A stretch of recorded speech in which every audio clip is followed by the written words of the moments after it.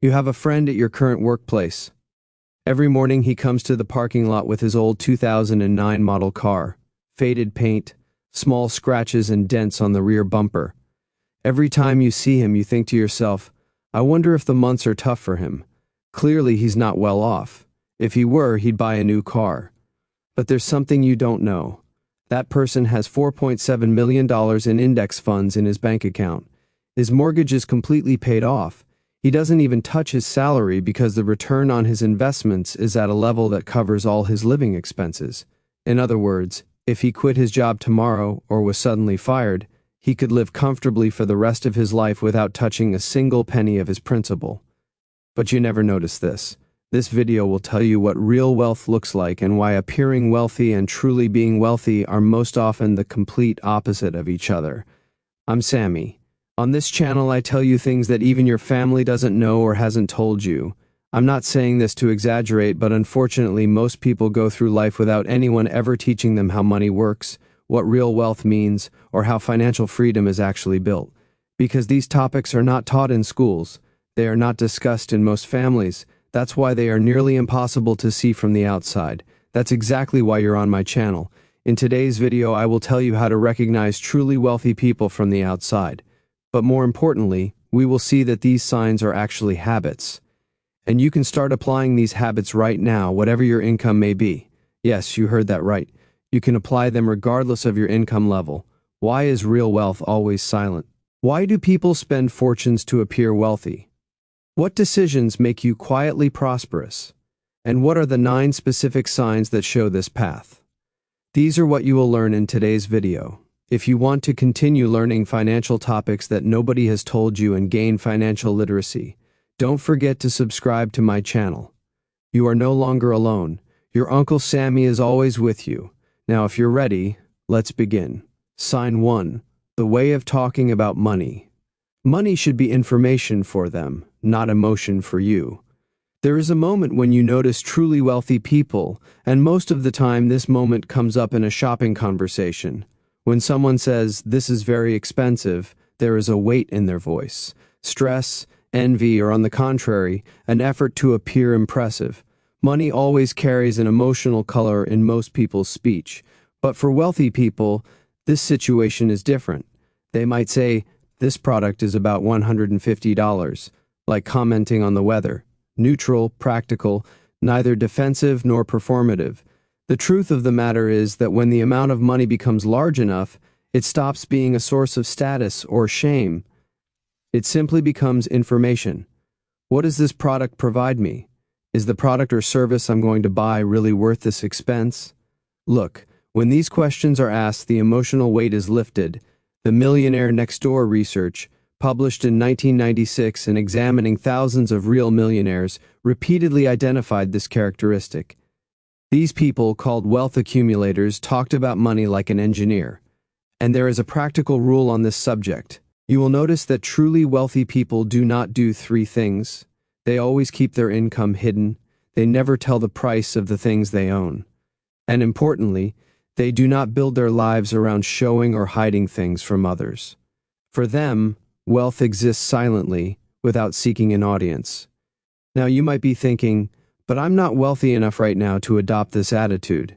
That's a completely wrong perspective because this is not a result that comes after wealth. It is the very cause that creates wealth. Sign 2. Vehicle choice. The most expensive car in the parking lot is never the wealthiest person's. The Rich Habits research tracked the daily behaviors of wealthy and non-wealthy Americans for 5 years. And the findings surprised most people. 92% of self-made millionaires did not own luxury cars. 97% never leased a vehicle.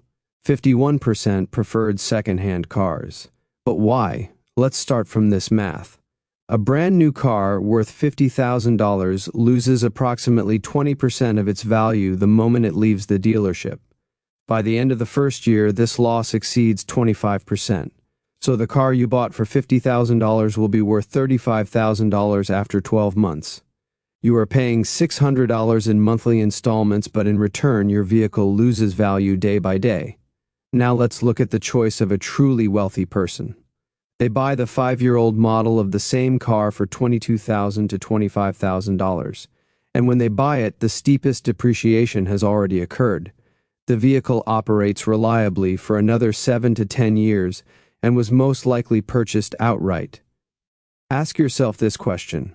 What would happen if instead of paying those $600 in monthly installments, that money was invested in an index fund every month? At an average annual return of 8%, it would reach approximately $900,000 in 30 years. Of course, the person driving an old Toyota is not unaware that a BMW exists. They simply know the math very well, and because they see the difference between appearing wealthy and truly being wealthy so clearly, they chose the latter. Sign 3. Boring but effective spending. Every smart and highly aware person knows that real wealth doesn't attract attention on Instagram. This also explains why the situation works exactly as it does. Do this test. Ask a wealthy person about their random expenses. You'll probably hear that they have a good accountant and this accountant saves more in taxes than their cost. That they have a comprehensive insurance policy. That they invest in long-term quality tools. That they work with a fee-based financial advisor. That they've had estate planning done. Look, these people don't share any of these on their social media. All of them generate compound returns, and the real power lies in the invisibility. To understand this, you need to make the following distinction well. Visible spending produces temporary satisfaction and social signaling. While both fade away, functional spending produces continuous results, because a properly structured tax strategy keeps generating money every year. Comprehensive insurance prevents a single unexpected accident or a very serious illness from wiping out decades of accumulated wealth. Think about the return on showing off with a vehicle. You get social approval only once and then it's forgotten. Now think about the return of a properly planned insurance policy. It works every year, every month, silently. Wealthy people saw this difference years ago and wisely made their choices accordingly. Sign 4. Attention on small expenses, decisiveness on large expenses. This may seem contradictory, but it is not. Think of someone with a 7-figure net worth spending 45 minutes comparing 2 different pairs of jeans at $80 each. The same person writes a check for $18,000 without batting an eye when the roof needs to be replaced and carries on with their week. Look, this is not a contradiction, it's a system. The research habit you develop and gain for your small expenses gives you the ability to build a correct internal price model. When the question, is this product really worth this money, is repeated over and over, it also prevents unnecessary expenses that seem reasonable individually but add up to a large total. So actually researching the price of an $80 pair of pants is not for the sake of $80, it's to keep the discipline you've gained alive. But necessary large expenses are different. The cost of always delaying far exceeds the cost of spending. For example, when you delay a $15,000 roof repair, you may face $40,000 in water damage within 18 months. In other words, while trying to save on one side, you actually end up spending 3 times as much. Wealthy people are intuitively aware of this math. Wants can be researched, postponed depending on urgency, and even eliminated in necessary cases. Real needs, once identified, are addressed immediately without any drama. Unfortunately, what we see in most people is that they do the exact opposite of this pattern, spending money impulsively on momentary Sign 5. Delayed gratification. Today you can access almost everything with a single click. This is one of the most powerful psychological traps that human psychology has been exposed to in history. The retail world is built on shortening the time between a desire and a purchase as much as possible.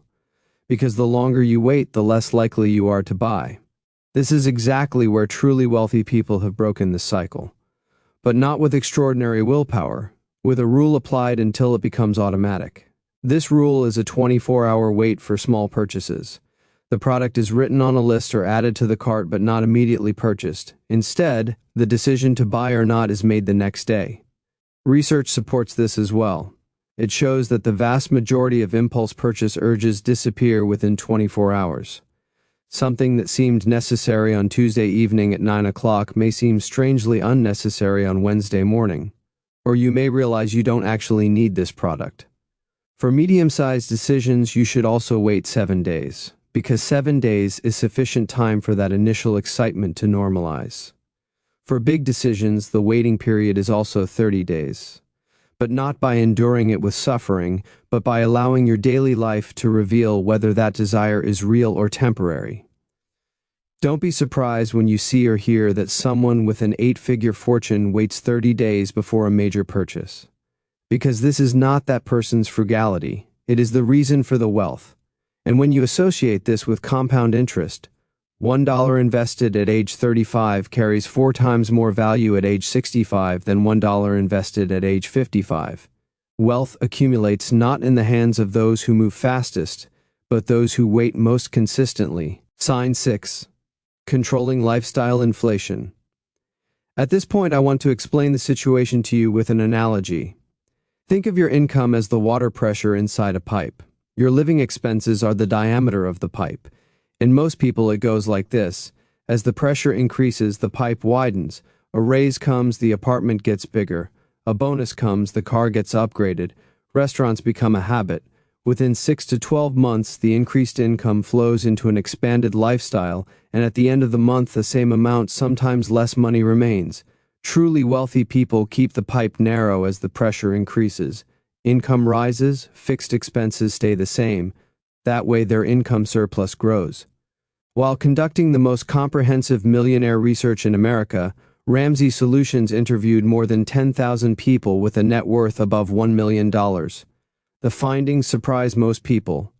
The vast majority of these millionaires describe themselves as someone who is careful with daily spending, because they make shopping lists, compare prices, drive Hondas and Toyotas.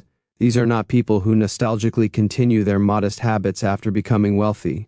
These habits are the very mechanism that created the wealth, and there is a concrete rule that many wealthy people apply. When a raise or bonus comes, a predetermined percentage, often more than 50%, is automatically transferred to investment. Their lifestyle is then maintained with the remaining money, and compound interest continues to work on what was first saved. Sign 7. Managing time like money. Let's not forget this. Truly wealthy people are not frugal about money, but about time. People at low wealth levels spend time doing everything. People at high wealth levels find that money stops being a scarce resource, and time becomes the scarce resource.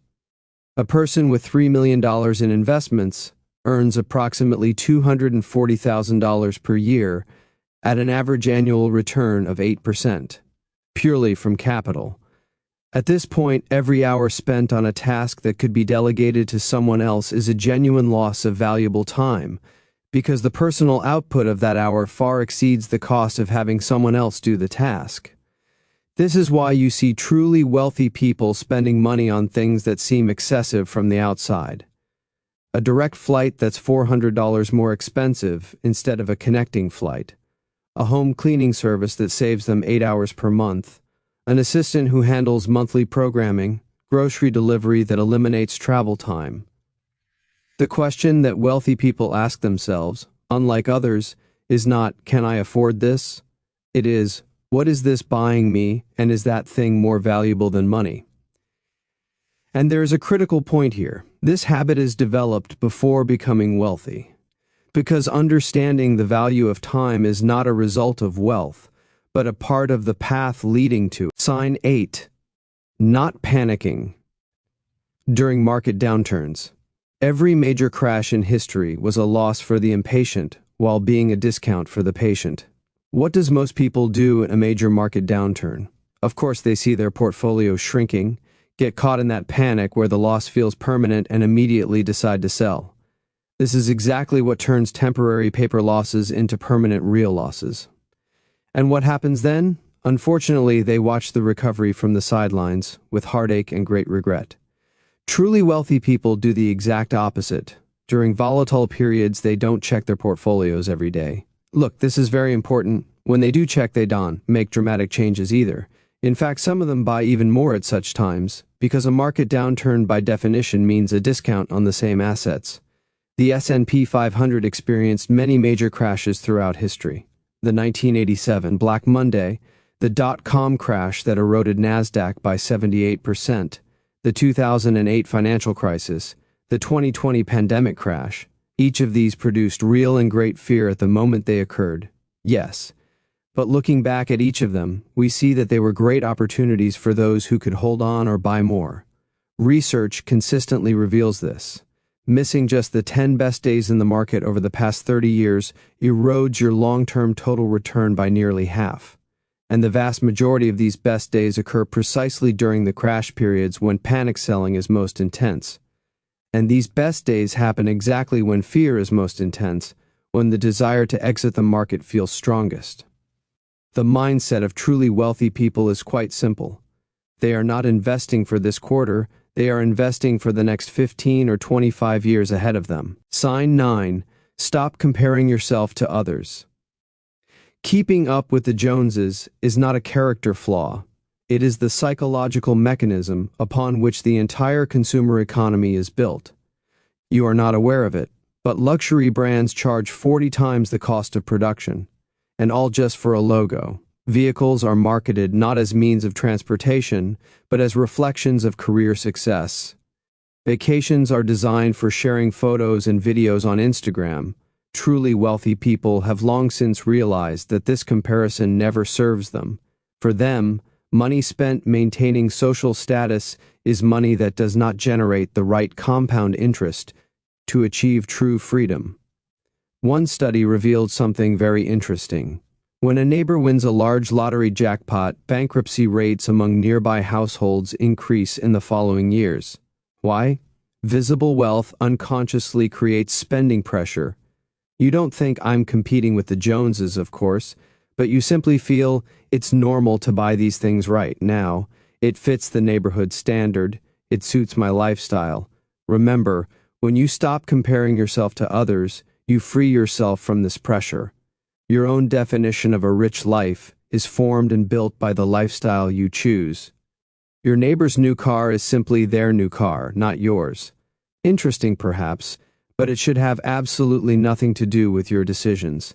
Comparison ruins you not only in material things, but in your financial decisions as well.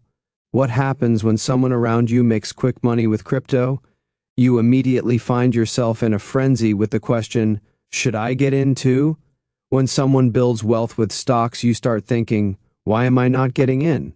And begin questioning yourself. When your neighbor starts a new business, a feeling arises inside you, I need to do something too. These are all different forms of comparison. They all lead to one and the same outcome. They pull you away from your own plan and draw you into someone else's plan. Truly wealthy people, on the other hand, turn a deaf ear to this noise. They have a plan, and that plan is built not according to the neighbor's latest success story, but according to their own goals, time horizons, and risk tolerance. Someone else's portfolio is not their portfolio. Someone else's risk capacity is not their risk capacity. Someone else's financial freedom timeline is not their timeline. That is why true financial freedom often looks quite boring. Sustaining the same strategy for years, not getting swept up in opportunities swirling around, rejoicing in others' gains but not chasing after those gains. These are things very few people can do, things that are abandoned far too quickly. But this consistency produces real freedom. And one day, that freedom is not the kind that everyone sees and understands. Perhaps it is something felt behind the wheel of an old car, completely silent, completely free. Now, let's come back to that colleague driving the old car I mentioned at the beginning of the video. You know, the one with the faded paint and dents on the rear bumper. Now you understand why he consciously chose that car, don't you? It is the result of 9 habits he quietly applied for decades without seeking an audience. This person talks about money not as a status symbol but as knowledge, while his colleagues buy new vehicles on credit that will be paid off more slowly than the rate of depreciation. He drives cars that have long been paid off. He, the accountant, spends money on insurance and index funds, while knowing that those around him are chasing things that look attractive in the short term, but produce nothing in the long term. Every single time, tirelessly, he researches small decisions and meets large necessary decisions without delay. He waits for the things he wants and knows that the waiting process eliminates most desires. When his income increases, he does not expand his lifestyle. He continues with his normal life and routine. He guards his time like a treasure and wastes none of it. When markets fall and those around him panic, he remains calm, because he knows it is a temporary situation. And at some point he stops caring entirely about how all of this looks from the outside. So in short, that man knows things that you, or perhaps his colleagues, may not have noticed before.